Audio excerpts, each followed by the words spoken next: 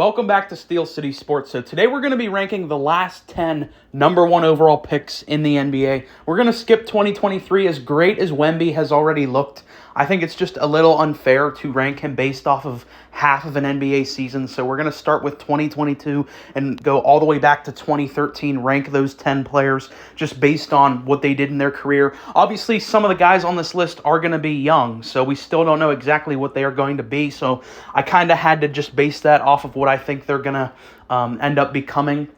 And the older guys, obviously, they've kind of already played out most of their careers, so it just kind of depends. We'll talk about each guy when we get to them, but make sure you let me know your list in the comments, and we're also going to be doing this for the NFL, so stay tuned for that video as well. Let's get into the list. At number 10, we have Anthony Bennett, the first overall pick in the 2013 draft. I don't think this is just the worst pick of the last 10 years. I think this is the worst first overall pick ever in the history of the NBA, because you look at some of the other guys that were drafted really high that are considered like all-time draft busts. They usually just are not able to play due to injury, and they're usually stunted by injuries. That's not the case with Anthony Bennett. He didn't get a big injury or anything that changed his career. He was just flat out terrible. There was nothing redeeming about his game whatsoever. I think he was projected to go like in the 12 to 15, like mid of the first round is where he was projected to go in this draft. And the Cavs out of nowhere drafted him first overall. And I don't think he even lasted very long. I think he was on the Cavs for like a year, maybe a year and a half. He was part of the K-Love Wiggins deal that went to Minnesota. Didn't last long there and was out of the league, I want to say, by like 2016. Like, do you know how drastically bad you have to be a number one overall pick? That carries a lot of cachet to say that you were a number one overall pick. And he was out of the league basically within 3 years. You know, usually lottery guys are given, if you're drafted in the lottery, you get to stay in the NBA just because you were a lottery pick. But this guy, being a number one overall pick, was that bad that he couldn't stay in the league longer than 3 years. He did nothing on the floor that was productive to an NBA team. Just flat out terrible. The worst pick in the history of the league. Coming in at number 9, we have Marquel Fultz, the first overall pick from the 2017 draft. Definitely a massive step up from Anthony Bennett in the fact that he was able to actually carve himself out a role in the NBA as a bench scorer. I kind of think of him in that Jordan Clarkson mold, packs a punch off the bench. As a first overall pick goes, though, that's obviously not what you're looking for. And this was just a really weird situation from the start. I mean, the draft itself was bizarre in the fact that the first overall pick, Fultz, and the second overall pick, Lonzo Ball, both were very, very disappointing players in the NBA just based on what we thought of them. But also, the Marquel Fultz situation was weird from the start because they already had Ben Simmons, who wanted to play point guard on the team. They drafted Marquel Fultz, who was a point guard. So you kind of had fit issues there. And if you guys remember back then, like, Marquel Fultz couldn't shoot a basketball when he came into the NBA. Like, he needed his jump shot completely reworked. He couldn't shoot free throws. And it ended up in him getting traded from Philly for basically, I can't even remember exactly what they got, but it was basically like nothing of value they got back for him. On the Orlando Magic, like I said, he's definitely been able to kind of resurrect his career. Has carved himself out like a nice role. He's going to stay in the NBA for a while because he's a good scorer. But in terms of being a first overall pick, definitely a massive disappointment. At number 8, we have DeAndre Ayton, the first overall pick from the 2018 draft. And he's one of the most frustrating players currently in the NBA for me because I feel like when he gives 100% with his effort, when he's fully engaged, he's actually a really good quality center, like an all-star level center. But feels like most games he just doesn't really give a shit. He doesn't really try. He's even said publicly, like, my only goal in the NBA was to get my second contract. I can't believe he said that, but he actually did say that, and he got exactly that. You know, he got his second contract where I can't remember if it's exactly a max, but, you know, it's obviously a ton of money. So that was his goal in the NBA. He achieved it. But in terms of being like a first overall pick, definitely a letdown, especially when you had guys like Luka Doncic and Trae Young in that draft class. But he has shown signs here and there, especially when the Suns made their run to the NBA Finals back in 2021. He was incredible during that run, especially all throughout their run in the Western Conference, especially in the Western Conference Finals against the Clippers. He was incredible in that series. He was really good against Denver as well. So Had moments, but especially now that he's in Portland, I feel like you're just never really going to hear about him anymore. He's going to play out this contract and kind of just fade away into obscurity, which is frustrating because he has all the physical attributes that would lead him to be a great player, but I really, really question his motor and his love of the game. At number 7, we have Kade Cunningham, the first overall pick in the 2021 NBA draft. Kade is one of the more difficult ones because he's obviously one of the more younger players on this list, and I've just seen such little of him compared to the other guys. I definitely think he's going to be an all-star level guy in the NBA. It's just as of right now, there's not a lot to point to. Like his rookie year was kind of up and down. He got off to a bad start in his rookie year, but kind of finished strong. His sophomore year last year, he missed a lot of time with injury. And then this year, he's actually been pretty good, but he just happens to be on a team that is historically one of the worst teams in the history of the league, the Detroit Pistons, who are comically bad this year. So for me, it's kind of hard to gauge Kade Cunningham as a player. I still think he's really good, but I'm not as surefire on him as I once was. Like when he was coming into the NBA, I thought he was guaranteed to eventually become a top 10 player in the NBA, and I just no longer have that level of confidence, but I still think he's got a lot of tools. The thing that I really liked about him is his size for the point guard position. I thought that would be, a thing to lead Detroit to a lot of success, but as I said earlier, we just haven't really seen it materialize in Detroit. So, good player. I just still think he has a lot to prove. He's only in year 3 right now, so there's still a lot of time for him to grow and develop. And at number 6, we have Ben Simmons, the number 1 overall pick from the 2016 draft. I think Ben Simmons has one of the most bizarre career arcs in the history of the NBA. Missed what would have been his rookie season. Then he went on to play his second year, which technically was his rookie year, I guess, where he had, I think, one of the best rookie campaigns I've ever seen, averaging 16, 8, and 8, was already drawing comparisons to LeBron James and Magic Johnson as a rookie. And at that time, it looked like, wow, Ben Simmons is going to be a generational level talent. And he went on to really add to that. He was a multi-time all-star, became one of the best defenders in the NBA. I think he even placed second in Defensive Player of the Year votings one of those years. I think that was 2021. You guys might have to correct me on that. But was really on his way to becoming a great NBA player. And then what the hell happened? I mean, just one of the most bizarre circumstances I've ever seen, one of the quickest fall-offs I've ever seen, because for about 4 years there, Ben Simmons looked like a phenomenal NBA player, but now it's night and day. Now I don't even know if he really belongs in the NBA, because what value does he really provide? He's a good defender. He's no longer a great defender. He never really developed a shot. We obviously know the three-point shot.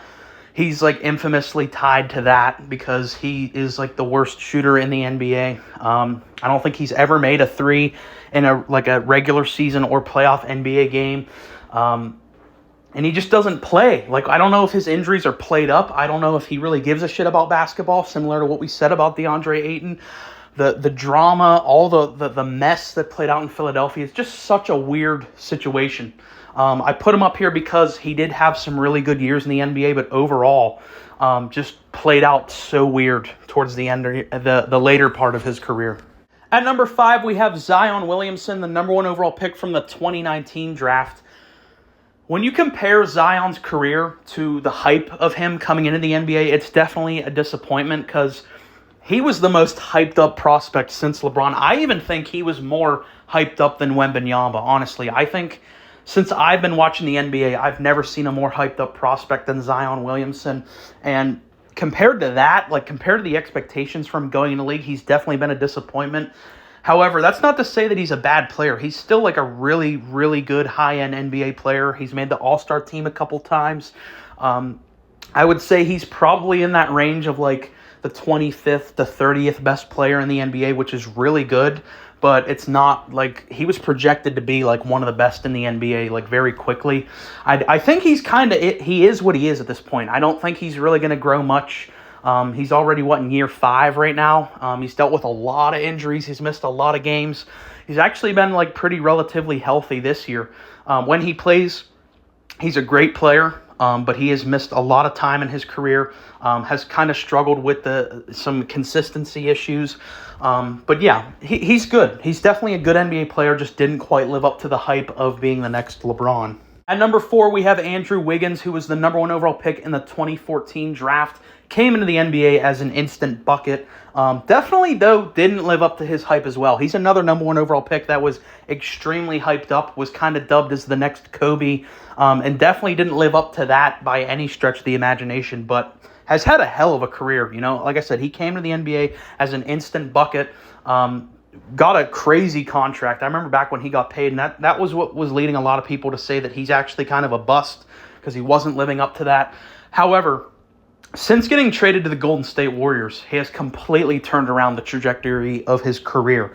And I think that this goes to just even a bigger narrative. Like, some guys are just meant to play a different role. Like, they're meant to be high-end role players. They're not meant to be the guy who carries your franchise. I think another great example of this would be Aaron Gordon with the Magic. Like, had a lot of expectations, was drafted really high. However, he went to Denver and carved himself out a phenomenal role and was an integral piece to winning the title with the Nuggets last year. Well, Wiggins was the exact same career arc as that, had a lot of expectations going to the Timberwolves as the number 1 overall pick. Just turned out that's not the type of player he is. He's more of a complementary piece, and he was a hell of a complementary piece and was the second best player on a championship team back in 2022 with the Warriors. He was lights out in that entire playoff run, especially in the finals against Boston. The defense he played on Jason Tatum was all-time worthy and was still a phenomenal scorer. And that's why I think people are going to see that I put him above Zion and think that that's weird because you probably think Zion's better. But for me, the fact that he was a number 2 option on a championship-level team is for me what puts him over other guys on the list. At number 3, we have Karl Anthony Towns, the number 1 overall pick from the 2015 draft.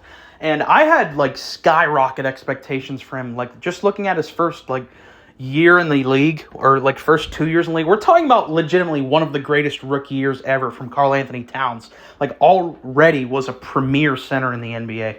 So I thought he was destined to be the best Timberwolf ever. I thought he might even top Kevin Garnett.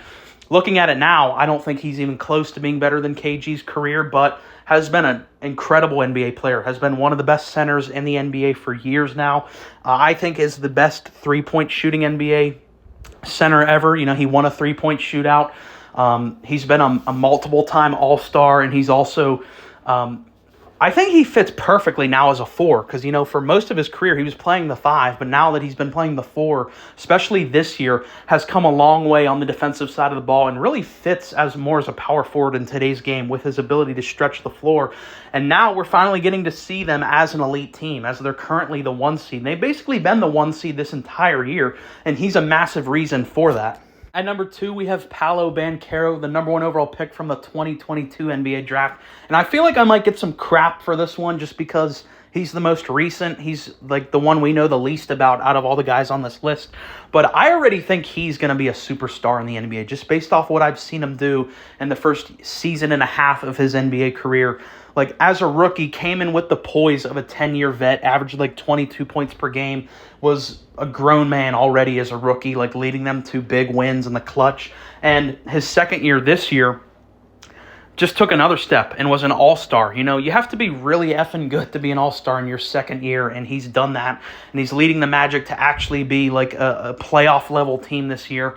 And I just think he has all the makings of a superstar. I think he's going to eventually become a guy that you can win a championship with as your number 1 option. Just for his frame, I think is perfect. He's the perfect style of player you'd love to build your team around with his versatility. Basically no flaws in his game, and he's just still so young. Imagine how good he's going to be in 5-6 years from now. And the best number 1 overall pick of the past 10 years, according to me, is Anthony Edwards, who was the number 1 overall pick from the 2020 draft. I think has already entered the conversation as a superstar in the NBA. That he's currently in year 4. He's been a 2-time All-Star. I think is already an All-NBA level player. The versatility he brings at the wing position, similar to the stuff I said about Paolo. You look at the history of the NBA. Usually wings are the position that dominate. You look at MJ, you look at LeBron, you look at Kobe, guys like that. I think Anthony Edwards is destined to be in that mold of a guy at the wing position who's just so versatile, can do everything on both sides of the ball, and has the Timberwolves, like we just said about Cat, has the Timberwolves as the best team in a bloated Western Conference right now. And I think they are going to win a championship with this guy at the helm. He already has the mentality, the ability, the intangibles of a superstar. And I think he is the best of the past 10 years. But that's just been my list. Maybe you guys disagree. Let me know down in the comments what you would change about this list. And like I said, definitely stay tuned for the NFL version I'll be doing of this video. If you made it this far, I appreciate you giving it a watch. Please like and subscribe.